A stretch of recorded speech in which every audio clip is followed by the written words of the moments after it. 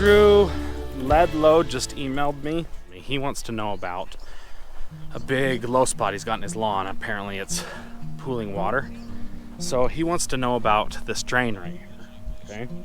So that is a drain that drains straight down. Okay. So I need to show you something. Okay, so when I built this house, the city made me put this piece of culvert in here under the driveway. Okay. I don't know if you can see this, but when I built this house, the city made me put this culvert in here. It just goes under my driveway. It's for drainage. So when the water comes down heavy, it would likely go into a swell over there and then come across and go under the driveway. So the other side of that culvert, which is over there, ends about right here actually.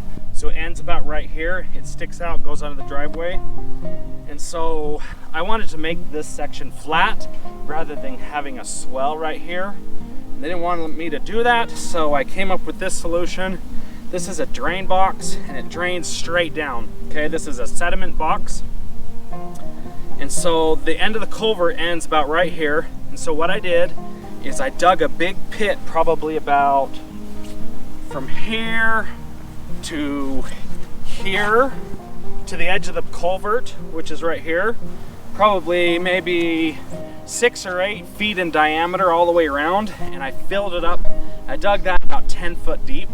Then I filled it all the way full with 3-inch rock.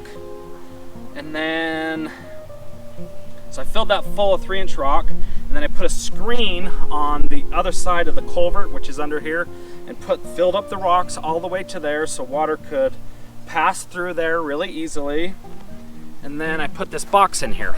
Okay, so as I was saying, I dug a 8 foot in diameter or 10 foot in diameter, kind of more long than wide, big pit here, and filled it full of about 3-inch rock, all the way full. And then right on top of that rock, I put this little sediment box right here. Okay, so this sediment box right here, it just acts as a sediment box. It's really quite simple and easy. So water is to flow through this drain right here, and then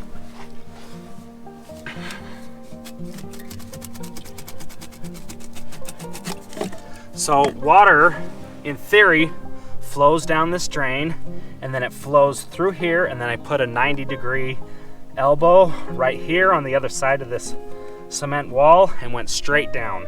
And it goes straight down into that gravel pit that is about 10 feet deep. And so in theory, the sediment drops in here and then settles, and then the water will go into this pipe. So really what should be going on is this white elbow should be coming right here like this, and should be sitting up above there so the sewer gases or whatever don't come up through. This won't turn all the way down 90 because I was an idiot and drilled this hole through this box too low. So I just have it like that. So the box has to fill up that much before it will go in here and drain.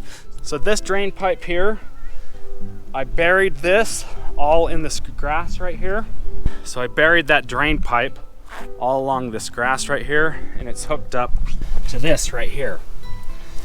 So that pipe is hooked up to this, and the water comes off the downspout, goes into there, and then it drains down into my pit drain over there.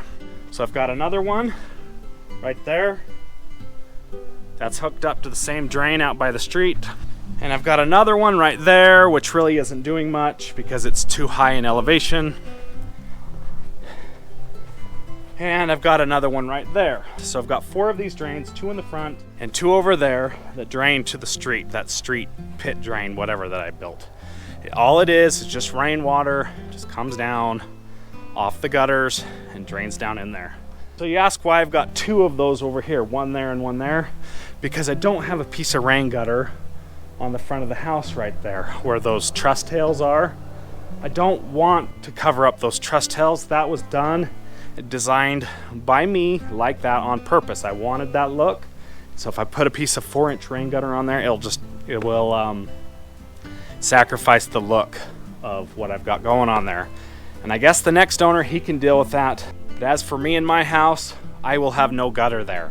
And it does kind of cause a problem here and there. It will flood up right there, and it'll eventually go in there. So that drain, I've got a drain over here. I've got a drain over here.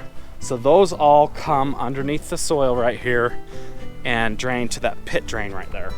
So all those come through here and drain to right here. And so when it's raining heavy, I've got a lot of water coming off the roof down in the rain gutter. So this will come out here pretty good.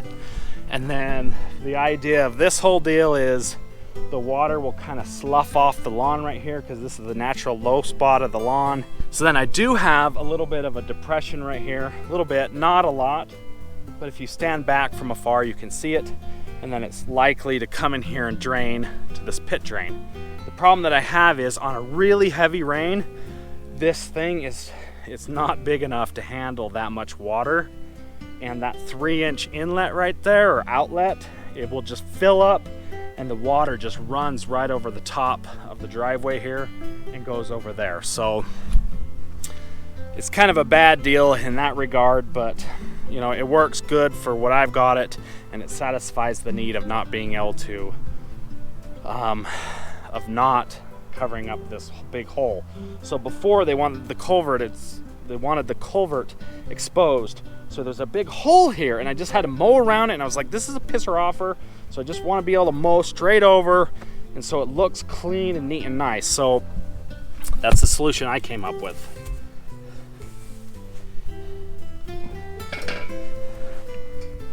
This is really not the best solution for this.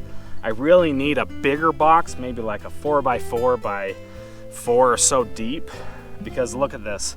The freezing and the thawing has caused this cement to break right there, which really sucks, but you know, it is what it is.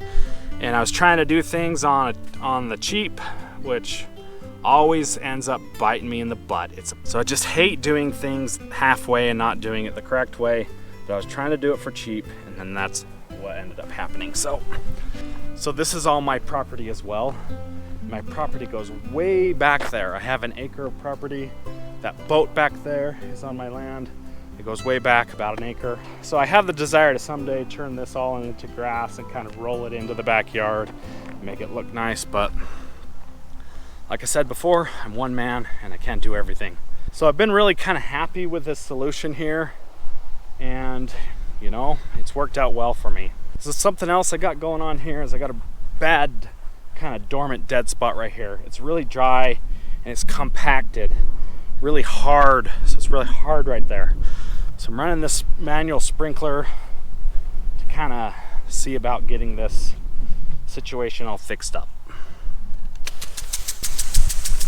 So I just got this sprinkler going around and around and around. And I got these dead spots here, and I got an issue going on right here. So dry, I don't know why, I've never had a dry spot right there before, but apparently I got something going on with the sprinklers. It's not getting this area wet. So I'll have to do something about that and fix that. So anyways, thanks for watching. Appreciate you guys, and I'll see you in the next video.